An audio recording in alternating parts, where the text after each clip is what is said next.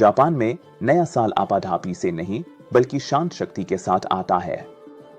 आधी रात के करीब जापान के मंदिर अपनी घंटियां बजाना शुरू करते हैं।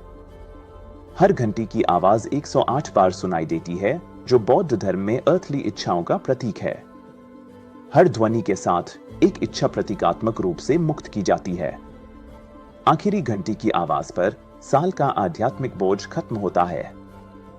यहां कोई तेज गिनती नहीं होती। परिवार मिलकर बैठते हैं। टेलीविजन शांत कार्यक्रम दिखाता है। सड़कों पर शांति होती है। जब नया साल आता है तो बहुत से लोग पहले प्रार्थना के लिए मंदिर जाते हैं। वे भाग्य पत्र करते हैं। शुभ भाग्य का जश्न मनाया जाता है। बुरा भाग्य पेड़ की शाखाओं से बांधकर छोड़ दिया जाता है। खाना भी महत्वपूर्ण होता है। लंबे सोबा नूडल्स का खाया जाता है।